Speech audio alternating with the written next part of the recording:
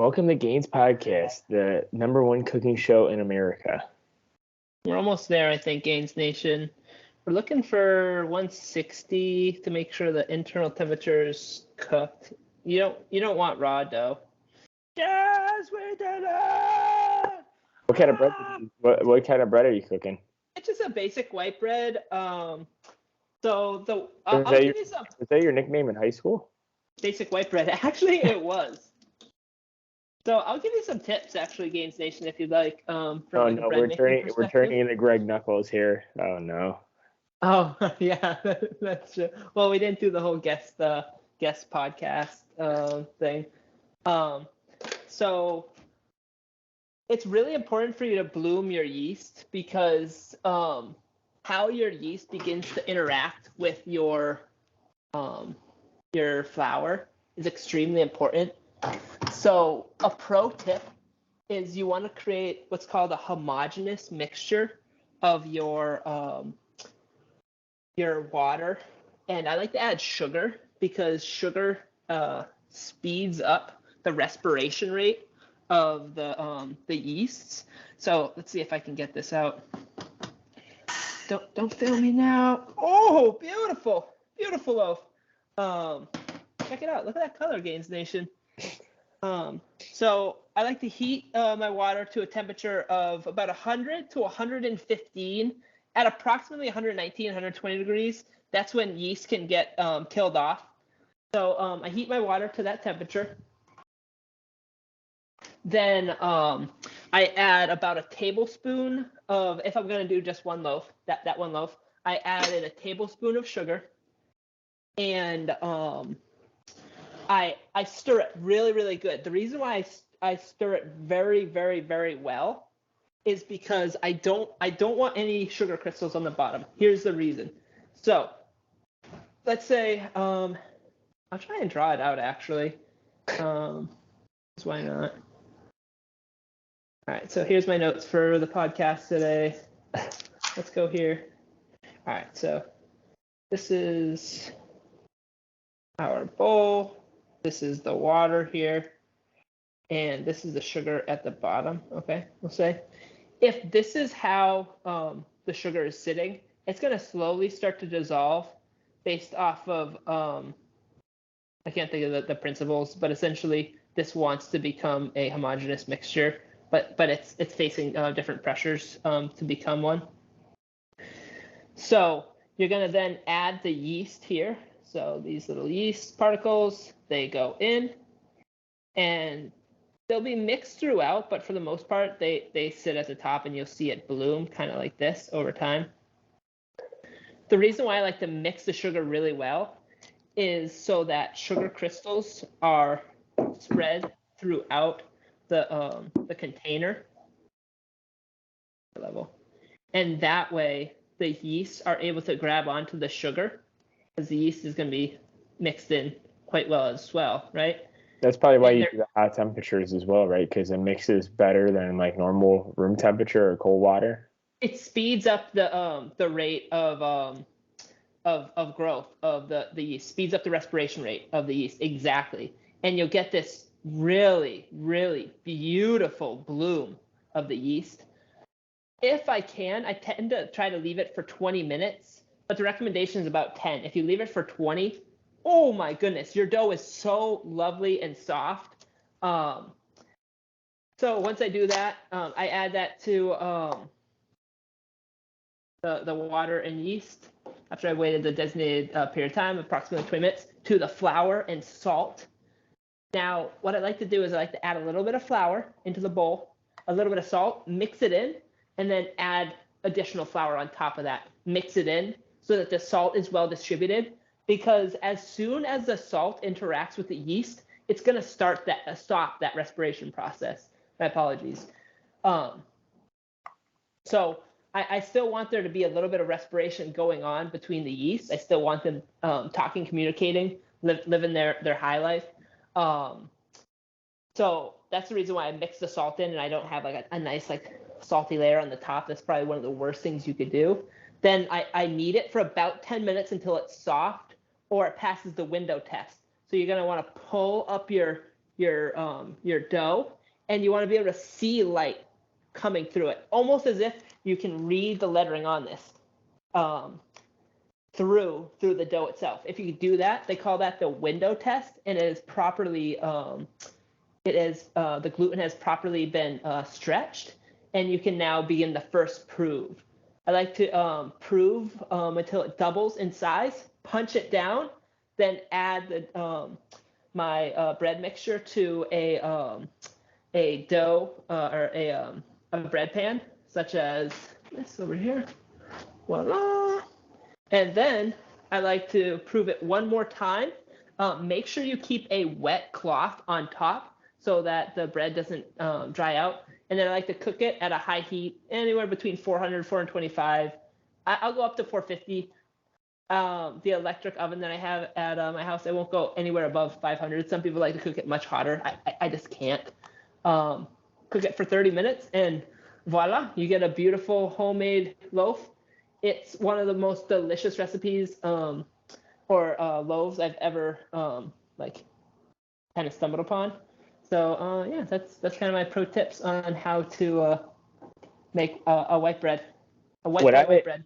What I just assumed was with the yeast and the sugar and the water mixture, the water meaning most of your muscle belly, and then when you're throwing the creatine in there, you want to add sufficient amount of nutrients like proteins and carbs and fats mixed with some hydration. And with the right amount of lifting, you'll get the rise in the rise in the dough and the rise in the muscle, baby. Is that what I heard? Did I assume correctly? Pretty much. There's some sweet carbs in there that will fuel your workouts. So man, Are you taking creatine by any chance? I don't remember. I know I always ask you. No. It was a goal of mine last year. I just never got around to it. I'm like super weird about food safety stuff, Gainz Nation. So I just haven't had the time to properly vet a company to make You sure should. So I don't know if they do that portion of it, but I think there's a site called Consumer Reviews that some of them, I think they pay to do some supplements and whatnot. And Dr. Rhonda Patrick mentioned it in one of the episodes I was listening to, Yeah. and like the quality of the supplement. And I wonder if they have that information, but I would check it out, buddy, and All see right. what brands could be listed for the creatine, because I think you're missing out. I think I recommend. I think so too. I love creatine. I mean, obviously you already get it in the meat portions that you eat all the time, but like, you know, obviously more is better. And yeah. I might like my muscle bellies might not be completely saturated. So that was something that I wanted to start last year. I just got sidetracked with moving and everything that went on in my life last year. So Yeah, that's literally the one supplement I think I have been consistently taking forever, and like I have never stopped really. I mean, there's times like when I go on vacation, like I know some people are probably like psychopaths where they like bring it with you and stuff like that. Honestly, I think the only time I brought like creatine with me was like when I ran the marathon, because the fact that I don't think it would have thrown off anything, but maybe it would have, but like I just didn't want to risk it. So I brought like all my supplements I was taking for the marathon training and then I brought it with me. But like if I'm going somewhere for like 3-4 days, no, I don't take like the 5 grams dose that I do daily when I'm at home. But yeah. And Lane, speaking of which, Lane Norton just put up a quick video about it, like about the loading phase, and people think you need to do the loading phase. You could, but he says it like causes like the GI stress, and you'll definitely probably be bloated and like probably have like GI distress as well. And you could do that and like maybe saturate the muscles within like a week, but if you do like the 5 grams, like the normal dose, like it'll be at that level within like 2 to 3 weeks. So yeah, I also have never really loaded creatine. Never really. I don't think maybe once, but like I'm pretty sure early on, like I knew like that wasn't the thing. But also, like I said, I've been taking it for so long that I don't remember even when's like the first time I took it. Like I've been taking creatine for like probably like 8 years, 7, 8 years, like straight 5 grams like every day. No adverse side effects. Like I said, I get my blood work every year. Never had bad side effects from creatine or the supplements I take that I've been taking. So yeah. That's awesome, buddy. Get on the creatine train, baby. I Or know. how about If I this? do, Gainz Nation, would you want us to farm our own creatine and sell it as a product? Honestly, too, though, you're getting into creatine game pretty late because it's starting to get expensive, buddy. It's like way more expensive than it was like 8 years ago. even monohydrate. Yep. Well, it's like I said, it's not. It's probably the cheapest supplement on the market, but like compared to like before, you were able to get like, I just picked up like was it a 200 grams or 300 grams of creatine for like 40 or 50 bucks. It used to be like 200 or 300 grams for like 20 or 30 bucks. So, Yeah. but yeah, and like I said, I do either like my protein creatine Nutricos, which I really like the quality of their stuff. Like I use like their caffeine pills, sometimes their vitamin D pills, and then um, I think Optimum Nutrition I used to take back in the day because I use their multivitamin. But out of those three, Nutricross was the cheapest. I bought it on Prime Day too, so it was like I think it was like $10 cheaper. So, Okay. but Yeah, anyways, I mean, yeah, inflation is kind of eating our lunch right now, and it's like eating away at just about everyone's savings. So I heard it's eating inflation's a away at your thing. blood pressure too. Speaking of blood pressure, Gainz Nation, Gainz Podcast, episode 148. Today we're covering blood pressure. But What? what? Blood pressure? Somebody's gonna check my blood pressure. Get the cuff on me. Blood pressure, the good, the bad, the ugly. I honestly like. I really enjoyed like some of this doing some of this research because I kind of went like back to the basics. So if you like, Antoine, the things I wanted to cover was let's just kind of go over blood pressure. Like, what is it? Let's define blood pressure. We'll go over, what systolic, diastolic blood pressure is. We'll define like what a normal or healthy blood pressure is. Low blood pressure, some potential signs of low blood pressure. More common in the U.S. High blood pressure or hypertension. And I also wanted to go over a couple of ways that you can start to lower your blood pressure today. Yeah, and like I mean, I knew you were gonna do something like that. So I mean, the only thing is I was gonna point out was like some of the athletes or like strong men, strong women, and bodybuilders who want to lower the blood pressure and they're at a heavier weight. But I'm going too far. But I'll go ahead and add like maybe talk about that towards like the ending. But yeah, if you want to get into, buddy, let's get it. Sweet, let's do it. All right, so let's define blood pressure. What the heck is it? Because we hear it all the time. Is it even something we have to pay attention to? So a definition that I like is forces of blood acting against vessel walls, or how blood is flowing in those massive pipes of yours, Gainz Nation. Hey now. Any questions about that definition? No, I like it. All right, sweet.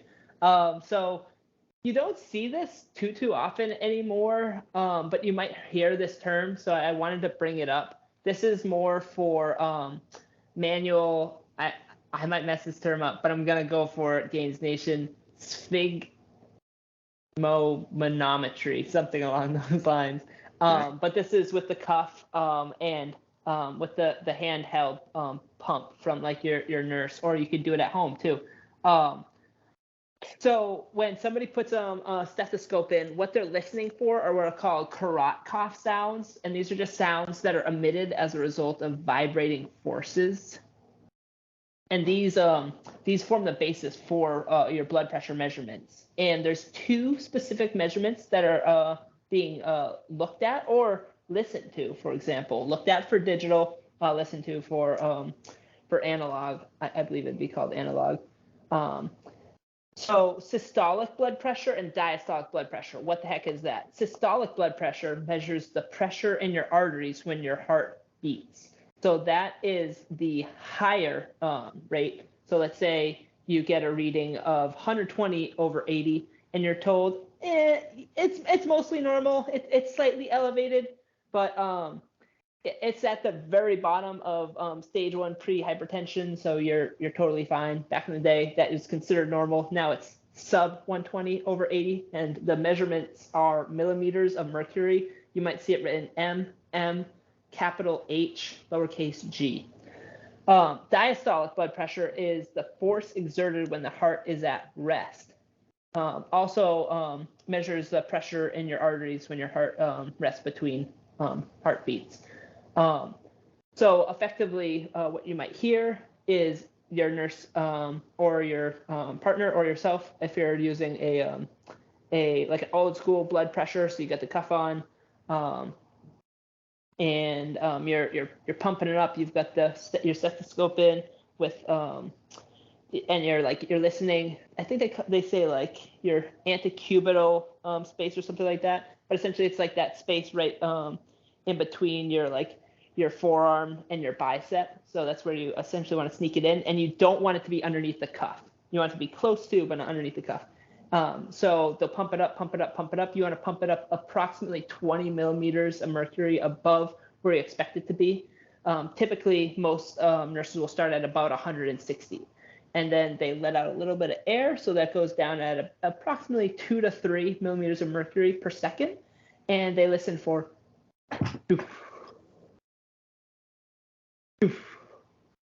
a thumping sound. And that's going to indicate where the heart is beating on the higher end of things, or the systolic blood pressure, and they're going to make a mental note of that, or you might see them jot it down, and then they're going to wait, and they're going to watch the meter and wait for it to get down to its diastolic blood pressure, and it'll be where the heart rests, and they're going to listen for a thud, some sort of a thud. So that's going to be if they do it the old school way. I can pull out my my National Strength and Conditioning Association book if need be, and we can kind of go over the protocol. I think most organizations, whether it's like American Heart Association, Centers for Disease Control, or if it's like some sort of like health and fitness organization like NSCA, for example, even CrossFit, they'll have their own protocol for how to properly assess blood pressure. If we need to at some point in this episode, we can get to that point. So we covered what normal blood pressure is. It's levels less than 120 over 80 millimeters of mercury. Actually, I do want to pull out the book because there's some tables that I want to go over in regards to high blood pressure here. One moment, Gainz Nation. Antoine, back to you. So guys, if you guys want to worry about blood pressure, and say if like you don't understand it as much, this is a great episode to tune in, because sometimes we always get the reading. We might get it during donation. We might get it during our doctor's visit. We might even have a blood pressure monitor at home today. So this is exactly why we're talking about it, and it affects some gains, baby. Sweet.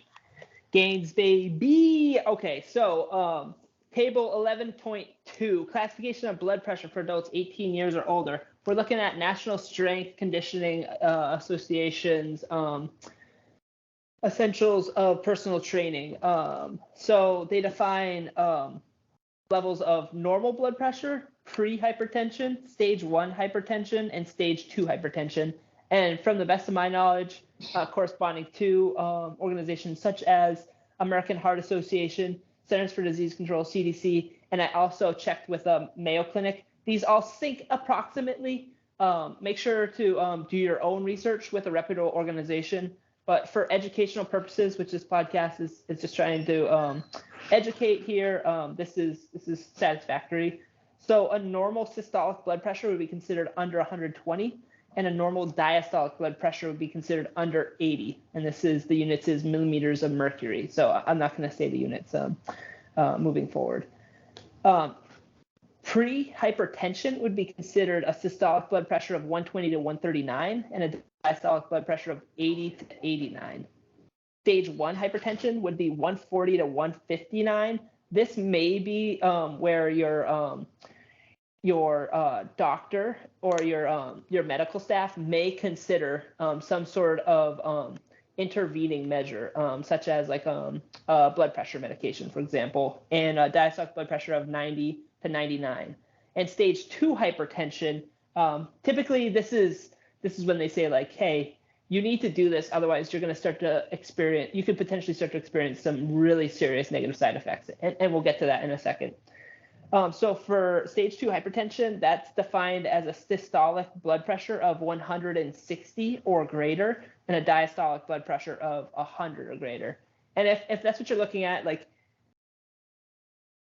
things are starting to get like pretty bad from a health perspective. So if you care about your health, then I would take the words that your doctor says like quite seriously. And don't fret also if you find yourself in that situation, because there are still steps that you can take.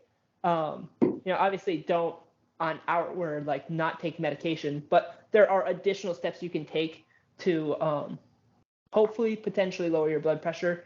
There are some genetic factors that the scope of this podcast will not be able to cover all of that, but we will go over some steps that you can take to hopefully intervene, and then that's a conversation that you'd want to have with your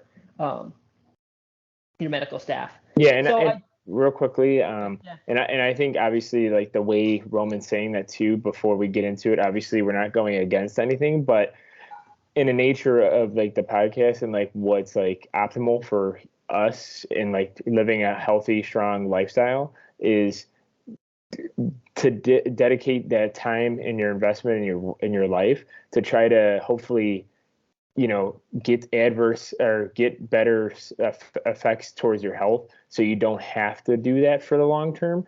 I always think that's best, right? Because most of the medications today, depending on what it is, obviously, like something like this could, obviously with lifestyle changes that Roman's about to get into, can change that, where we can hopefully think that's a benefit, right? Like obviously we're putting this information out there to benefit you guys and the listeners and the viewers, but if it's something that you want to do, you could probably get there as long as you put in the work in and talk to your doctor, of course. So yeah, absolutely. So jumping right back into it, I wanted to cover low blood pressure before we get into high blood pressure as well, because there is such thing as low blood pressure. And one of the side effects that I was aware of and that kind of sticks out to me the most, you might hear the term syncope, or it is fainting, or the risk of fainting. And that can occur with low blood pressure. So this is according to the American Heart Association, or AHA. They don't have a specific number at which day-to-day blood pressure is considered to be too low, just so as long as there's no negative side effects, which I'm about to cover. So it's quite an exhaustive list, but the list goes as follows: dizziness or lightheadedness, nausea, fainting or syncope, dehydration, blurred vision, lack of concentration, cold, clammy, pale skin, rapid, shallow breathing, fatigue, or depression. Now, yeah, I want to. Sorry to interrupt, Roman. Because I mean, that's like part of like what I was going to talk to you. And like Roman was describing like low blood pressure. Like when my wife was in the hospital, and like obviously it was a fluke. Like in the beginning, like her blood pressure was considered a little bit low. So every time the nurse like came in the room, they would ask those questions like, do you have blurred vision? Are you nauseous? Do you feel like you're dehydrated? And do you have like a headache? Like that, they would ask those questions every time they came in. But obviously, I think that was just because like, the nerves and everything, and, maybe that kind of threw off like the number, but yeah, keep going, Roman. Sorry. Yeah, because exactly. it's very important in that lifestyle change, or that event as well. So, and the reason being, apparently, pregnant women, low blood pressure is, I don't want to say it's common, but it's more common than you'd think. And also too, I mean, that also determines like the blood oxygen and everything you give to the kid. So that's why that's why this episode is like really hits home, because like every appointment she had, every visit she had, that test was done literally every time, and then in the hospital like done like multiple times. So when she went to the hospital to deliver the kid. So, and it's super important, like if you're if you are either into fitness or like either considering becoming a personal trainer, or you are a personal trainer, these are important things to keep in mind. So if you have a client that is prone to these types of symptoms, then like you have to monitor. And those are things that I check in with, as your client is maybe warming up on the treadmill because they like performing some sort of like aerobic activity before they get into weight training. Check in. Hey, how are you feeling? Like, yeah, or approval from like doctors or whatnot, because sometimes you might get a client and if they're taking medication like that and for some reason they didn't tell you, you know, we're taught as personal trainers, not that I'm certified and not that Roman's certified right now, but we both know like those medications can cause like some different effects when it comes to like training itself. So yeah, absolutely. And as part of like going through the steps with NSCA in particular, that's the organization I can speak to. I can't speak to NASM, I can't speak to ACE as much, but they have different qualifying or disqualifying factors. So if somebody's blood pressure is too high, that's known as a disqualifying factor. If they have high cholesterol, that's known as a disqualifying factor. Let's say they have a metabolic condition such as diabetes. Unfortunately, unless they have explicit consent from their medical staff, you are not allowed to train them. So that's an absolutely salient point that Antoine made just then. But yeah, if your client is healthy, but they've told you that in the past I've been prone to low blood pressure, everything's fine, they're cleared, you still want to make sure you're checking in with your client. You want to make sure that they have the best experience and that this is a healthful experience for them as well. So I did want to touch upon low blood pressure, but unfortunately, high blood pressure is much more common in the U.S. Some of the issues that can follow high blood pressure, or some of the things that high blood pressure can cause, is heart disease. So think about it, your heart is pumping a whole lot harder than it typically has to. Much larger volumes of it's essentially like pumping much harder than it has to. So that can cause different issues with heart disease. It can cause heart attack. It can cause issues with your brain. It can cause neurological issues. It can cause stroke, for example. So hypertension is absolutely something to take serious and do take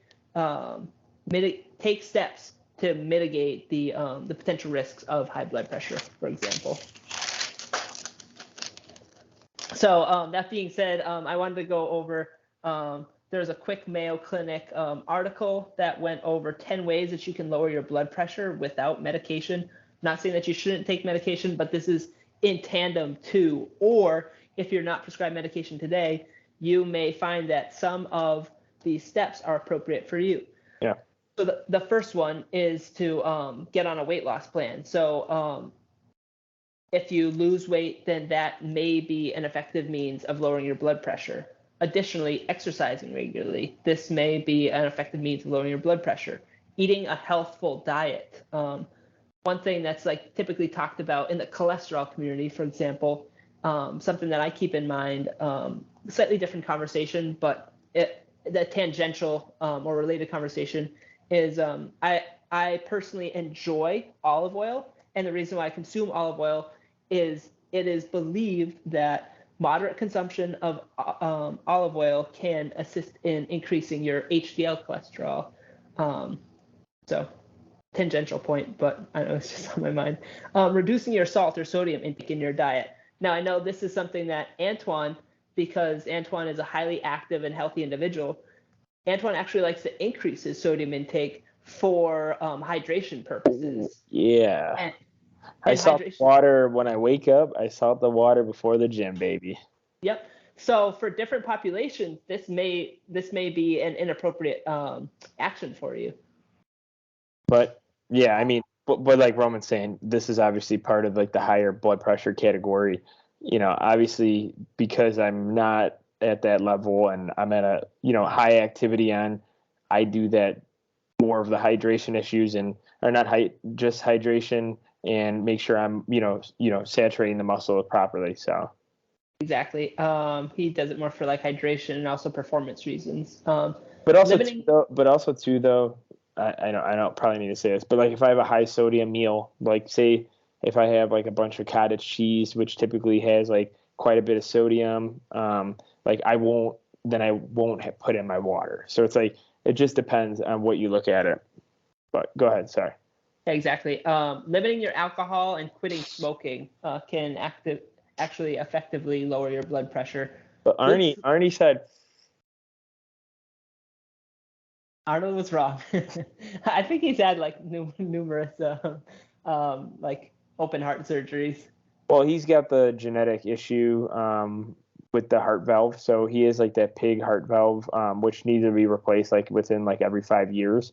One of my like good friends actually has a mechanical valve, and because he's at a younger age, the mechanical lasts a lot longer. The pig heart valve doesn't last as long because Arnold's older, and also too he has like quite a bit of money, so he can keep doing like open heart surgeries and doing the short term stuff instead of like a long term situation. So.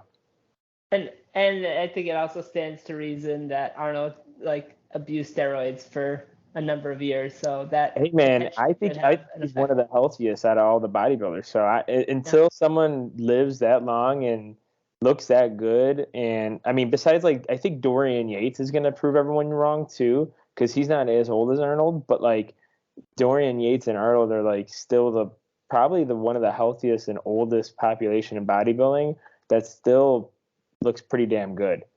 Why can't I think of he was around the same era of Are you talking about Jay Arnold.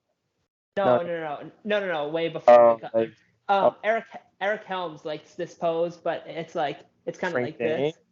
Frank Zane, yes, thank you. Frank Zane is up there. I think he's in his 70s. Yeah, and so is Lou Ferrigno. Lou Ferrigno's not as old. I think he's like 5 or 6 years younger, maybe a little bit younger than Arnold. But Lou Ferrigno still looks damn good. But you could tell, like, I mean, they've been on, like, they're still pretty jacked. But they're probably on TRT for the rest of their lives, obviously. So.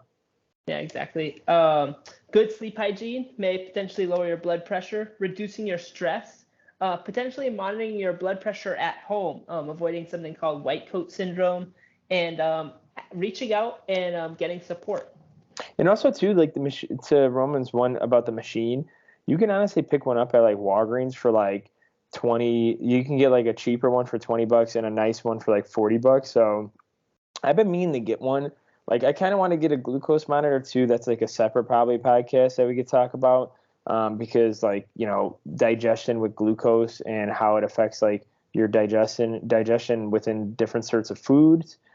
But see, the thing is, like, I've been kind of lazy about that stuff, but I think it'd be beneficial. Like Roman was saying, like, monitoring yourself at home is probably better than waiting for you to go to the doctor once a year, maybe donate blood like every 6 to 8 weeks or whatever it is, and then you see there. So it's like, is that good enough? Like, people weigh themselves like at least like, we always say like minimum like 1 or 2 times a week, but like, wouldn't it be nice to maybe do like blood pressure like maybe once a week, maybe once every other week, just to make sure like the food, your stress, your weight management, all that other, your exercise is all affecting you appropriately. I think Roman could probably agree too, because I bet do you not have one either, right? No, Mason does. Mason actually, nice. He takes his blood pressure every single morning, or I should say most mornings, and he has an Excel spreadsheet that he tracks it over time. Good for him. And is he my age or younger? Mason is younger, I believe. 94? No, Mason actually might be older. Mason turned 29 this year, so he's older. So me too. Okay. No, so we're the same age. You don't turn 29 until April, though, right? I know, but this year though. Yeah. Okay, yeah. So he's a few months older than you, or 2 months. Not even 6 weeks. 7 weeks. 7 weeks older than you. But no, that's yeah. And then, did you have anything else? And we're a little bit over time. No, those were the main points that I wanted to cover for Gainz Nation. I know it's probably a little bit too much, but the only other thing is, which I mentioned in the beginning, obviously I mentioned the pregnancy thing within the podcast, which I'm going to throw in there, because Sam's like, oh yeah, like that's definitely like important, especially just what we went through. And then for strong men, strong women, and like bodybuilders, obviously Roman said weight is a factor when it comes to like higher blood pressure. Supposedly Stan Efforting, because he works with so many strong men and like bodybuilders or powerlifters like Mark Bell, there is like certain measurements you can like add into your diet, like the 10-minute walks. He claims that like, you know, the higher potassium intake or 4,700 milligrams of potassium every day, and like, you know, keeping like the vertical diet foods on hand and like kind of stay away from like the junk food can also lower your blood pressure for like the people who are pretty like overweight, but not like overweight. I mean, I guess they're overweight no matter what, but they're, you know, a competitive athlete in the bodybuilding or strongman or woman world, and they have to maintain that weight. So instead of putting stress on, like Roman was saying, on their blood pressure, they can somewhat try to manage it that way. Because I was watching one of the Rhino rants, and like he mentioned, like, you know, he works with Brian Shaw, like Half Thor, Mark Bell, and those three people are technically overweight. Mark Bell's obviously the skinniest out of all of them, but like technically they're like obese on the BMI scale. So yeah, that's all I want to mention. Like some people in the athlete world, I know we're talking like more like the normal individual or like a healthy individual, but like some athletes, you know, fail like the blood pressure measurement because of the fact that, you know, they might be eating kind of out of whack.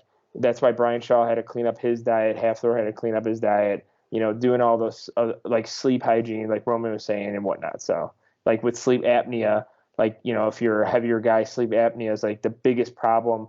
And, you know, he always suggests like get a sleep apnea machine or go to a sleep doctor. So, all right, that's all I wanted to add, Roman. I'm done. Did you want to? I love it. No, Okay. that's it. Gainz Nation, episode 148. We are proud to bring you information on blood pressure and how you can manage your blood pressure. No, I don't know. Hopefully you learned something. Drop a comment or a like. We're on all the platforms. So yeah, we'd like to know what you thought about this episode. If you like more like sciencey or like health related topics, like Antoine said, we could talk about you know, covering like monitoring your blood sugar or blood sugar, like why should you care about it. We could cover those kind of topics, or we could get back into the meat and potatoes of like lifting and that type of like fitness conversation. So we want to hear from you because we want to tailor content to what best assists you in your pursuit for a healthful lifestyle. All right, y'all. We'll see you on the next one. Peace.